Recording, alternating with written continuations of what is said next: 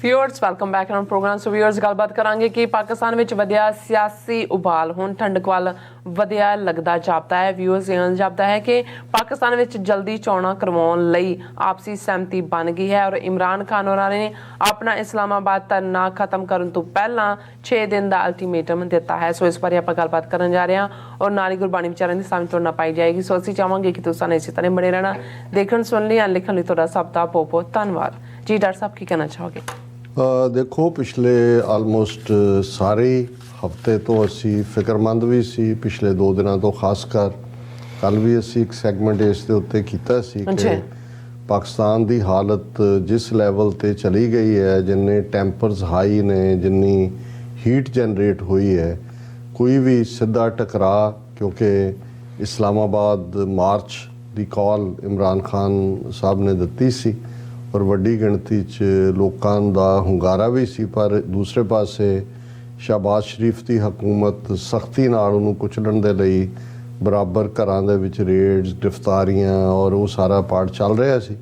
सो ये फियर सी, जिवें असीं कल भी ये जिक्र किया कि भाई उसकी शुरुआत भी हुई, उस दे विच नुकसान भी होया, कराची होए और राह दे विच भी होया, लेकिन जिस लैवल दे उत्ते ये सारा पार्ट चल रहा सी, अज जिन्हों सुख का साह आना इकला मेरे लिए नहीं, सारे ही पाकिस्तानियों लिए भी और जोड़े हमदर्द ने, और किते भी जो लॉस ऑफ लाइफ है उसनूं जोड़े ने वो गैर इंसानी समझते हैं।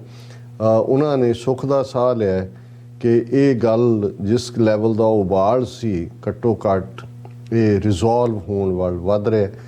हालां अंदर की डील हुई है ये तो सामने नहीं आया, लेकिन ये असी समझते हैं कि जिथे जिस मामले सियासी धिरां फेल हुई वो आपस च नहीं बैठ सके और जोड़ा टकराव वधदा चला गया, पाकिस्तान की जुडिशरी ने, सुप्रीम कोर्ट ने इस दे विच काफ़ी असर्टिव रोल प्ले किया है। उन्होंने जोड़े हकूमती सी सारे उन्होंने हथकंडे कंटेनर रखना या दूजा उत्थे पहुँचण ना देना, उन्होंने भी उन्होंने तोड़िया। इमरान खान की गिरफ्तारी ना नहीं वो कर सकते और नाल दी नाल ये है कि पीसफुल असैंबली का हक है।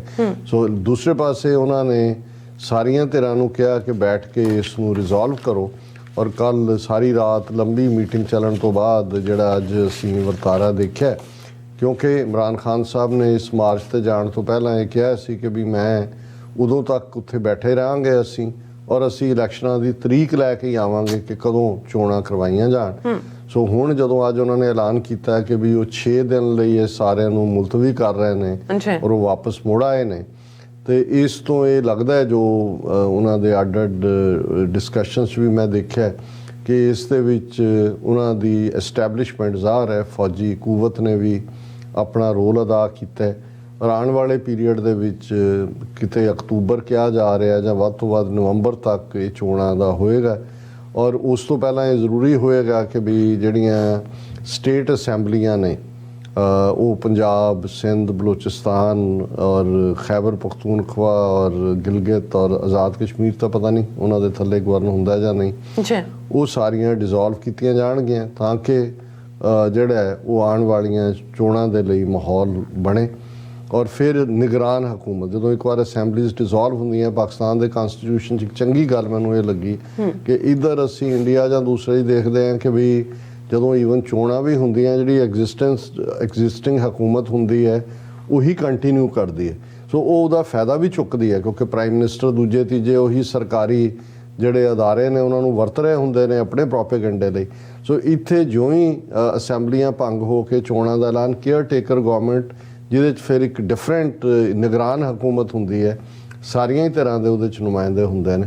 सो असी समझते हैं कि इस सारे दा टेंशन का घटना एक वेलकम साइन है, नहीं तो इन्नी गर्मी दे विच बीबियां बच्चे और जो हाल उत्थे चल रहा सी।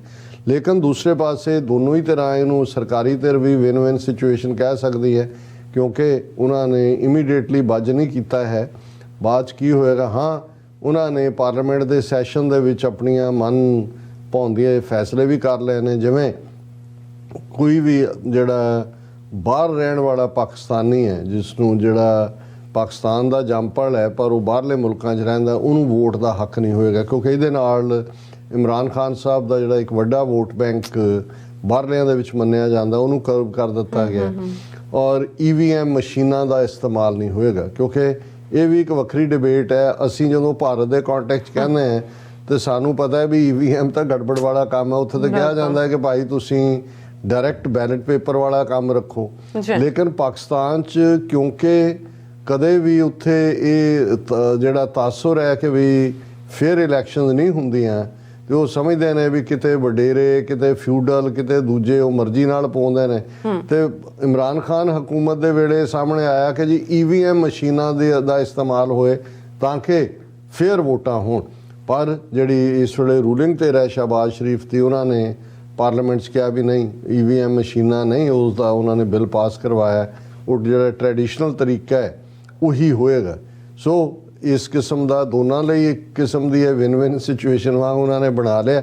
ਪਰ ਅਸੀਂ ਇਸ ਦੇ ਉੱਤੇ ਤਸੱਲੀ ਦਾ ਇਜ਼ਹਾਰ ਕਰਦੇ ਹਾਂ ਕਿ ਐਟਲੀਸਟ ਜਿਹੜੀ ਸਫਰਿੰਗ ਆਮ ਲੋਕ ਜਿਸ 'ਚੋਂ ਗੁਜ਼ਰ ਰਹੇ ਸੀ ਔਰ ਇਹ ਕਿਸੇ ਹੋਰ ਬਦਤਰ ਹਾਲਤ ਵੱਲ ਵੀ ਜਾ ਸਕਦੀ ਸੀ, ਉਹ ਐਟਲੀਸਟ ਵਕਤੀ ਤੌਰ ਦੇ ਉੱਤੇ ਉਹ ਟਲੀ ਹੈ।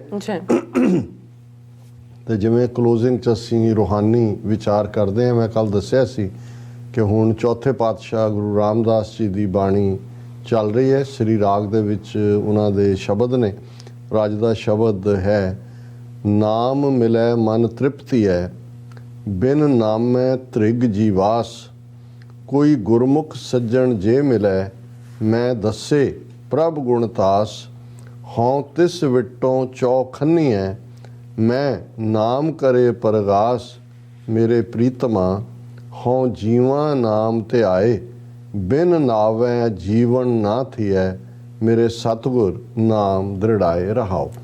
ਜਿਵੇਂ ਰਹਾਓ ਦੀ ਤੁਕ ਕੇਂਦਰੀ ਨੁਕਤਾ ਹੁੰਦਾ ਹੈ, ਕੇਂਦਰੀ ਭਾਵ ਹੁੰਦਾ ਹੈ ਸ਼ਬਦ ਦਾ, ਮੇਰੇ ਪ੍ਰੀਤਮਾ, ਹੇ ਮੇਰੇ ਪਿਆਰੇ, ਮੇਰੇ ਪ੍ਰੀਤਮ, ਹਉ ਜੀਵਾਂ ਨਾਮ ਤੇ ਆਏ, ਮੇਰੀ ਜ਼ਿੰਦਗੀ ਹੀ ਨਾਮ ਹੈ। ਮੇਰੀ ਜ਼ਿੰਦਗੀ ਉਦੋਂ ਹੀ ਧੜਕਦੀ ਹੈ ਜੇ ਮੇਰੇ ਅੰਦਰ ਨਾਮ ਦਾ ਖੰਡਾ ਖੜਕਦਾ ਹੈ, ਨਾਮ ਦੇ ਵਿੱਚ ਮੇਰਾ ਧਿਆਨ ਜੁੜਦਾ ਹੈ। ਬਿਨ ਨਾਮ ਹੈ ਜੀਵਨ ਨਾ ਥੀਏ, ਤੇਰੀ ਯਾਦ ਤੋਂ ਬਿਨਾ, ਤੇਰੀ ਇਬਾਦਤ ਤੋਂ ਬਿਨਾ ਜ਼ਿੰਦਗੀ ਦਾ ਕੀ ਅਰਥ ਰਹਿ ਜਾਂਦਾ ਹੈ, ਜ਼ਿੰਦਗੀ ਦਾ ਕੋਈ ਮਤਲਬ ਨਹੀਂ ਹੈ। ਮੇਰੇ ਸਤਿਗੁਰ ਨਾਮ ਦ੍ਰਿੜਾਏ, ਹੇ ਮੇਰੇ ਪਿਆਰੇ ਸਤਿਗੁਰੂ, ਮੇਰੇ ਅੰਦਰ ਇਸ ਨਾਮ ਨੂੰ ਦ੍ਰਿੜ ਕਰ, ਪੁਖਤਾ ਕਰ, ਮੇਰੇ ਅੰਦਰੋਂ ਕਦੇ ਵੀ ਇਸ ਨਾਮ ਨਾਲੋਂ ਵਿਛੋੜਾ ਨਾ ਪਵੇ। ਕਿਉਂ? ਨਾਮ ਮਿਲਿਆ ਮਨ ਤ੍ਰਿਪਤੀ ਹੈ, ਕਿ ਜਦੋਂ ਨਾਮ ਅੰਦਰ ਆ ਕੇ ਵਸਦਾ ਤੇ ਮਨ ਤ੍ਰਿਪਤ ਹੋ ਜਾਂਦਾ ਹੈ, ਰੱਜ ਜਾਂਦਾ, ਅਘਾਏ, ਕਿ ਵੀ ਉਹ ਪੂਰਾ ਸੰਤੁਸ਼ਟ ਹੁੰਦਾ। ਬਿਨ ਨਾਮੈ ਤ੍ਰਿਗ ਜੀਵਾਸ, ਉਹ ਜ਼ਿੰਦਗੀ ਤ੍ਰਿਗ ਹੈ, ਉਸ ਨੂੰ ਫਟਕਾਰ ਹੈ, ਉਸ ਨੂੰ ਲਾਹਨਤ ਹੈ ਜਿਹੜੀ ਜ਼ਿੰਦਗੀ ਰੱਬ ਦੀ ਯਾਦ ਤੋਂ ਬਿਨਾਂ। ਕੋਈ ਗੁਰਮੁਖ ਸੱਜਣ ਜੇ ਮਿਲੇ, ਮੈਂ ਦੱਸੈ ਪ੍ਰਭ ਗੁਣ ਤਾਸ, ਤਾਸ ਹੁੰਦਾ ਖਜ਼ਾਨਾ ਗੁਣਾਂ ਦਾ, ਕਿ ਮੈਨੂੰ ਕੋਈ ਰੱਬ ਦਾ ਪਿਆਰਾ, ਕੋਈ ਗੁਰਮੁਖ ਮਿਲੇ ਔਰ ਮੈਨੂੰ ਦੱਸੇ ਕਿ ਉਹ ਰੱਬ ਖਜ਼ਾਨਿਆਂ ਦਾ ਖਜ਼ਾਨਾ ਜਿਹੜਾ ਹੈ ਉਸ ਨੂੰ ਕਿਵੇਂ ਮਿਲਿਆ ਜਾ ਸਕਦਾ ਹੈ। ਹਉ ਤਿਸ ਵਿਟੋ ਚੌਖੰਨੀ ਹੈ, ਮੈਂ ਨਾਮ ਕਰੇ ਪਰਗਾਸ। ਹੁਣ ਚੌਖੰਨੀਆਂ ਚਾਰ ਟੁਕੜੇ, ਕਿ ਜਿਹੜਾ ਮੈਨੂੰ ਰੱਬ ਦੇ ਨਾਲ ਜਾਣ ਮਿਲਣ ਦਾ ਰਾਹ ਦੱਸੇ, ਮੈਂ ਆਪਣੇ ਵਜੂਦ ਦੇ, ਆਪਣੇ ਸਰੀਰ ਦੇ ਚਾਰ ਟੁਕੜੇ ਕਰਕੇ ਉਸ ਪਿਆਰੇ ਦੇ ਚਰਨਾਂ ਦੇ ਵਿੱਚ ਰੱਖਦੇ। ਹਾਂ, ਤਿਸ ਵਿਟੋਂ ਚੌਖੰਨੀ ਹੈ, ਮੈਂ ਉਹਦੇ ਲਈ ਆਪਣੇ ਆਪ ਦੇ ਚਾਰ ਟੁਕੜੇ ਕਰ ਲਾਂ। ਮੈਂ ਨਾਮ ਕਰੇ ਪ੍ਰਗਾਸ, ਜਿਹੜਾ ਮੇਰੇ ਅੰਦਰ ਉਸ ਵਾਹਿਗੁਰੂ ਦੇ ਨਾਮ ਦਾ ਚਾਨਣ ਕਰ ਦੇ, ਮੈਨੂੰ ਉਸ ਦੀ ਰਾਹ ਦੱਸ ਦੇ। ਨਾਮ ਅਮੋਲਕ ਰਤਨ ਹੈ ਪੂਰੇ ਸਤਿਗੁਰ ਪਾਸ, ਕਿ ਇਹ ਜਿਹੜਾ ਨਾਮ ਦਾ ਅਮੋਲਕ ਖਜ਼ਾਨਾ ਹੈ, ਉਹ ਰਤਨ ਹੈ, ਜੂਲ ਹੈ। ਉਸ ਵਾਹਿਗੁਰੂ ਦਾ ਨਾਮ ਦੀ ਯਾਦ ਦਾ ਖਜ਼ਾਨਾ ਪੂਰੇ ਸਤਿਗੁਰੂ ਦੇ ਕੋਲ ਹੈ। ਸਤਿਗੁਰ ਸੇਵੈ ਲੱਗਿਆ, ਕੱਢ ਰਤਨ ਦੇਵੈ ਪ੍ਰਗਾਸ। ਜਦੋਂ ਅਸੀਂ ਸਤਿਗੁਰੂ ਦੀ ਸੇਵਾ ਦੇ ਵਿੱਚ ਆਪਣਾ ਆਪਾ ਹਾਜ਼ਰ ਕਰ ਦਿੰਦੇ ਹਾਂ, ਆਪਣਾ ਆਪਾ ਕੁਰਬਾਨ ਕਰ ਦਿੰਦੇ ਹਾਂ, ਤੇ ਫਿਰ ਉਸ ਪਿਆਰਾ ਸਤਿਗੁਰੂ ਕੱਢ ਰਤਨ ਦੇਵੈ, ਉਹ ਰੱਬ ਦੇ ਨਾਮ ਦਾ ਜਿਹੜਾ ਰਤਨ ਹੈ, ਜੂਲ ਹੈ, ਉਹ ਸਾਡੇ ਅੰਦਰ ਧਰ ਕੇ ਅੰਦਰ ਚਾਨਣ ਕਰ ਦਿੰਦਾ ਹੈ। ਧਨ ਵੱਡ ਭਾਗੀ ਹੈ ਜੋ ਆਏ ਮਿਲੇ ਗੁਰੂ ਪਾਸ। ਚੌਥੇ ਪਾਤਸ਼ਾਹ ਗੁਰੂ ਰਾਮਦਾਸ ਸਾਹਿਬ ਫਰਮਾਉਂਦੇ ਨੇ ਕਿ ਉਹ ਧਨ ਨੇ, ਵੱਡਿਆਂ ਭਾਗਾਂ ਵਾਲੇ ਨੇ ਜਿਹੜੇ ਆ ਕੇ ਗੁਰੂ ਦੇ ਕੋਲ ਬੈਠਦੇ ਨੇ, ਗੁਰੂ ਦੀ ਗੱਲ, ਗੁਰੂ ਦੀ ਮੱਤ ਦੇ ਉੱਤੇ ਅਮੰਨਾ ਕਰਦੇ ਨੇ। ਤੇ ਦੂਸਰੇ ਕੌਣ ਨੇ? ਜਿਨ੍ਹਾਂ ਸਤਿਗੁਰ ਪੁਰਖ ਨਾ ਭੇਟਿਓ ਸੇ ਭਾਗਹੀਨ ਵਸ ਕਾਲ। ਓਏ ਫਿਰ ਜੋਨ ਭਵਾਈ ਹੈ ਵਿੱਚ ਵਿਸ਼ਟਾ ਕਰ ਵਿਕਰਾਲ। ਉਹਨਾਂ ਪਾਸ ਦੁਆਸ ਨਾ ਪਿੱਟਿਐ ਜਿਨ ਅੰਤਰ ਕ੍ਰੋਧ ਚੰਡਾਲ। ਇੱਕ ਉਹ ਨੇ ਜਿਹੜੇ ਗੁਰੂ ਦੇ ਨਾਲ ਮਿਲਾਉਂਦੇ ਨੇ, ਇੱਕ ਉਹ ਨੇ ਜਿਹੜੇ ਸਤਿਗੁਰੂ ਦੇ ਨੇੜੇ ਨਹੀਂ ਲੱਗਦੇ, ਉਹ ਭਾਗਹੀਣ ਨੇ, ਅਨਫੋਰਚੂਨੇਟ, ਜੀ, ਉਹ ਮੌਤ ਦਾ ਖਾਜਾ ਨੇ। ਅਲਟੀਮੇਟਲੀ ਇਵੇਂ ਹੀ ਰੱਬ ਤੋਂ ਵਿਛੋੜੇ ਦੇ ਵਿੱਚ ਉਹਨਾਂ ਦੀ ਜ਼ਿੰਦਗੀ ਬੀਤਣੀ ਹੈ ਔਰ ਉਹਨਾਂ ਮਰ ਜਾਣਾ ਹੈ। ਔਰ ਉਹ ਮਰਨ ਤੋਂ ਬਾਅਦ ਵੀ ਅੱਡ ਜੂਨਾਂ ਦੇ ਵਿੱਚ ਭਰਮਦੇ ਰਹਿਣਗੇ। ਉਹ ਫਿਰ ਜੋਨੀ ਭਵਾਈ ਹੈ ਵਿੱਚ ਵਿਸ਼ਟਾ ਕਰ ਵਿਕਰਾਲ। ਵਿਸ਼ਟਾ ਕਹਿੰਦੇ ਨੇ ਗੰਧ, ਵਿਕਰਾਲ ਹੁੰਦਾ ਖੌਫਨਾਕ, ਕਿ ਉਹ ਵਿਕਾਰਾਂ ਦੇ ਗੰਧ ਵਿੱਚ ਡਿੱਗੇ ਹੋਏ। ਉਹਨਾਂ ਦੀਆਂ ਸ਼ਕਲਾਂ ਵੀ ਜਿਹੜੀਆਂ ਨੇ ਉਹ ਬੜੀਆਂ ਭਿਅੰਕਰ ਲੱਗਦੀਆਂ ਨੇ।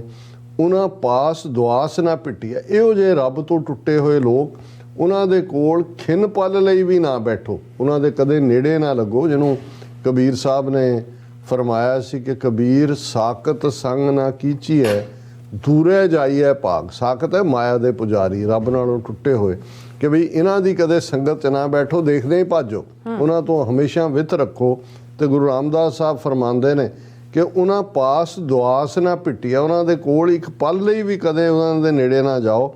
ਜਿਨ ਅੰਤਰ ਕ੍ਰੋਧ ਚੰਡਾਲ, ਕਿ ਉਹਨਾਂ ਦੇ ਅੰਦਰ ਵਿਕਾਰਾਂ ਦੀ ਅੱਗ ਹੈ, ਉਹਨਾਂ ਦੇ ਅੰਦਰ ਕਾਮ ਔਰ ਕ੍ਰੋਧ ਦਾ ਖਾਸ, ਜਿਹੜਾ ਕ੍ਰੋਧ ਨੂੰ ਚੰਡਾਲ ਰੂਪ ਦੇ ਵਿੱਚ ਕਿਹਾ। ਚੰਡਾਲ ਕਸਾਈ ਨੂੰ ਕਹਿੰਦੇ ਨੇ, ਬੁੱਚਰ ਨੂੰ ਕਹਿੰਦੇ ਨੇ, ਕਿ ਇਹ ਜਿਹੜਾ, ਔਰ ਇਹ ਗੁਰੂ ਨਾਨਕ ਸਾਹਿਬ ਦਾ ਵੀ ਫਰਮਾਨ ਹੈ ਕਿ ਜਿਹਦੇ 'ਚ ਉਹਨਾਂ ਨੇ ਇਹ ਕਿਹਾ ਕਿ ਭਾਈ ਕਿ ਮੁੱਠੀ ਕ੍ਰੋਧ ਚੰਡਾਲ ਕਾਰੀ ਕੱਢੇ ਕਿਆ ਥੀਐ ਜਾਂ ਚਾਰੇ ਬੈਠੀਆਂ ਨਾਟ, ਕਿ ਤੇਰੀ ਮੁੱਠੀ 'ਚ ਚੰਡਾਲ ਰੂਪ ਦੇ ਵਿੱਚ ਕ੍ਰੋਧ ਹੈ। ਸੋ ਗੁਰੂ ਰਾਮਦਾਸ ਫਰਮਾਉਂਦੇ ਨੇ ਕਿ ਭਾਈ ਉਹਨਾਂ ਦੇ ਕੋਲ ਕਦੇ ਨਾ ਉਹਨਾਂ ਦੇ ਨੇੜੇ ਲੱਗੋ, ਜਿਨ੍ਹਾਂ ਦੇ ਕੋਲ ਇਹ ਜਿਹੜੇ ਵਿਕਾਰਾਂ 'ਚ ਭਰੇ ਹੋਏ ਉਸ ਕ੍ਰੋਧ ਚੰਡਾਲ ਨੂੰ ਲੈ ਕੇ ਬੈਠੇ ਨੇ। ਸਤਿਗੁਰ ਪੁਰਖ ਅੰਮ੍ਰਿਤਸਰ ਵੱਡ ਭਾਗੀ ਨਾਵੈ ਆਏ, ਉਨ ਜਨਮ ਜਨਮ ਕੀ ਮੈਲ ਉਤਰੈ ਨਿਰਮਲ ਨਾਮ ਦ੍ਰਿੜਾਏ, ਜਨ ਨਾਨਕ ਉੱਤਮ ਪਦ ਪਾਇਆ ਸਤਿਗੁਰ ਕੀ ਲਿਵ ਲਾਏ। ਹੁਣ ਜਦੋਂ ਅਸੀਂ ਅੰਮ੍ਰਿਤਸਰ ਦਾ ਜ਼ਿਕਰ ਕਰਦੇ ਹਾਂ, ਬਹੁਤ ਵਾਰ ਸਾਡੇ ਮਨ ਦੇ ਅੰਦਰ ਹਰਮੰਦਰ ਸਾਹਿਬ, ਅੰਮ੍ਰਿਤ ਸਰੋਵਰ, ਉਸ ਦਾ ਧਿਆਨ ਆਉਂਦਾ ਹੈ। ਗੁਰਬਾਣੀ ਦੇ ਵਿੱਚ ਇਹ ਅੰਮ੍ਰਿਤਸਰ ਲਫ਼ਜ਼ ਗੁਰੂ ਨਾਨਕ ਸਾਹਿਬ ਨੇ ਵੀ ਵਰਤਿਆ, ਗੁਰੂ ਅੰਗਦ ਸਾਹਿਬ ਨੇ ਵੀ, ਦੇਖਦੇ ਹਾਂ ਗੁਰੂ ਅਮਰਦਾਸ ਜੀ ਵੀ। ਸੋ ਜਿੱਥੇ ਅੰਮ੍ਰਿਤਸਰ ਹਰਮੰਦਰ ਸਾਹਿਬ ਦਾ ਹੈ, ਜਿਵੇਂ ਜੇ ਤਾਂ ਅਸੀਂ ਗੁਰੂ ਅਰਜਨ ਸਾਹਿਬ ਦਾ ਇਹ ਸ਼ਬਦ ਪੜ੍ਹਾਂਗੇ, ਰਾਮਦਾਸ ਸਰੋਵਰ ਨਾਤੇ ਸਭ ਉਤਰੇ ਪਾਪ ਕਮਾਤੇ, ਜਾਂ ਅਸੀਂ ਦੇਖਦੇ ਹਾਂ ਅੰਮ੍ਰਿਤਸਰ ਸਿਫਤੀ ਦਾ ਘਰ, ਇਹ ਵੀ ਸ਼ਹਿਰ ਰੂਪ ਦੇ ਵਿੱਚ ਹੈ। ਜਾਂ ਗੁਰੂ ਅਮਰਦਾਸ ਜੀ ਜਿਨ੍ਹਾਂ ਨੇ ਅੰਮ੍ਰਿਤਸਰ ਦੀ ਖੋਜ ਕਰਕੇ, ਭਾਈ ਜੇਠਾ ਜੀ ਜਿਹੜੇ ਗੁਰੂ ਰਾਮਦਾਸ ਜੀ ਬਣਦੇ ਨੇ, ਤੇ ਉਹਨਾਂ ਦੀ ਬਾਣੀ ਉਹਨਾਂ ਨੂੰ ਭੇਜਿਆ। ਉਹਨਾਂ ਨੇ ਵੀ ਉਸ ਦਾ ਸ਼ਹਿਰ ਰੂਪ ਦੇ, ਅਜੇ ਉਹਦਾ ਵਿਕਾਸ ਹੋ ਰਿਹਾ। ਉਹਨਾਂ ਦੇ ਜਿਹੜਾ ਜੋਤੀ ਜੋਤ ਸਮਾਨ ਤੋਂ ਪਹਿਲਾਂ ਭਾਈ ਜੇਠਾ ਜੀ ਨੇ ਜਿਹੜਾ ਅੰਮ੍ਰਿਤ ਸਰੋਵਰ ਹੈ ਉਸ ਦੀ ਜਿਹੜੀ ਹੈ ਖੁਦਾਈ ਕਰਾ ਕੇ ਉਸ ਨੂੰ ਅੱਗੇ ਵਧਾਉਣਾ ਸ਼ੁਰੂ ਕੀਤਾ। ਤੇ ਗੁਰੂ ਅਮਰਦਾਸ ਜੀ ਦਾ ਅਸੀਂ ਜਿਹੜਾ, ਕਿਉਂਕਿ ਹੁਣ ਗੁਰੂ ਰਾਮਦਾਸ ਜੀ ਦਾ ਜਨਮ ਸਥਾਨ ਤਾਂ ਲਾਹੌਰ ਹੈ, ਚੂਨਾ ਮੰਡੀ ਲਾਹੌਰ, ਫਿਰ ਗੁਰੂ ਅਮਰਦਾਸ ਜੀ ਦਾ ਸ਼ਬਦ ਹੈ, ਲਾਹੌਰ ਸ਼ਹਿਰ ਜ਼ਹਿਰ ਕਹਿਰ ਸਵਾ ਪਹਿਰ ਅੰਮ੍ਰਿਤਸਰ ਸਿਫਤੀ ਦਾ ਘਰ। ਇਹ ਤੀਸਰੇ ਪਾਤਸ਼ਾਹ ਦੀ ਹੈ। ਲੇਕਿਨ ਜਿਹੜਾ ਗੁਰੂ ਨਾਨਕ ਸਾਹਿਬ ਦੇ ਵੇਲੇ ਤੋਂ ਜਦੋਂ ਅਸੀਂ ਅੰਤਰਗਤ ਤੀਰਥ ਮਲ ਨਹਾਓ, ਇੱਕ ਨਾਮ ਦਾ ਤੀਰਥ ਸਾਡੇ ਅੰਦਰ ਹੈ ਜਿਹੜਾ ਅੰਮ੍ਰਿਤ ਰੂਪੀ ਨਾਮ ਹੈ, ਉਸ ਦੇ ਵਿੱਚ ਆਪਣੀ ਜ਼ਿੰਦਗੀ ਜਿਉਣੀ, ਉਸ ਦੇ ਵਿੱਚ ਜਿਹੜਾ ਉਹ ਖੁੱਲ੍ਹ ਕੇ ਇਸ਼ਨਾਨ ਕਰਨਾ। ਸੋ ਇੱਥੇ ਸਤਿਗੁਰ ਪੁਰਖ ਅੰਮ੍ਰਿਤਸਰ, ਕਿ ਸਤਿਗੁਰੂ ਜਿਹੜੇ ਨੇ ਉਹ ਅੰਮ੍ਰਿਤ ਦੇ ਸਰੋਵਰ ਨੇ।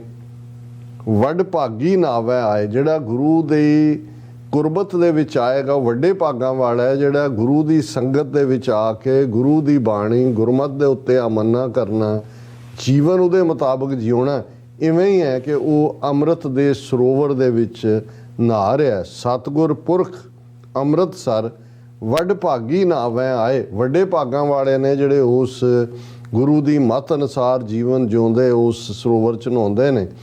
ਉਨ ਜਨਮ ਜਨਮ ਕੀ ਮੈਲ ਉਤਰੈ ਨਿਰਮਲ ਨਾਮ ਦ੍ਰਿੜਾਏ, ਉਹਨਾਂ ਦੀ ਜਨਮਾਂ ਜਨਮਾਂ ਦੀ ਮੈਲ ਖਤਮ ਹੁੰਦੀ ਹੈ, ਉਹਨਾਂ ਦੇ ਅੰਦਰ ਨਿਰਮਲ ਨਾਮ ਵਸਦਾ ਹੈ।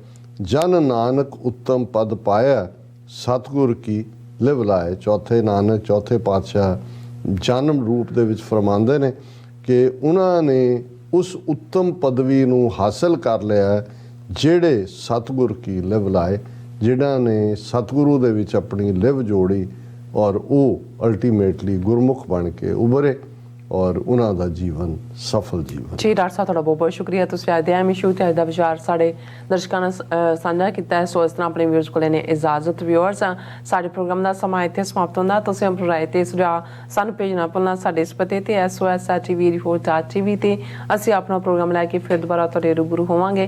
ਤਦ ਤੱਕ ਲਈ ਮੈਨੂੰ ਤੇ ਆਪਣਾ ਸੁਣਾ ਗਿਆ ਦੋ ਦੇ TV ਰਿਪੋਰਟ ਬੁਲਾ ਦਿਓ ਫਤਿਹ। ਵਾਹਿਗੁਰੂ ਜੀ ਕਾ ਖਾਲਸਾ, ਵਾਹਿਗੁਰੂ ਜੀ ਕੀ ਫਤਿਹ।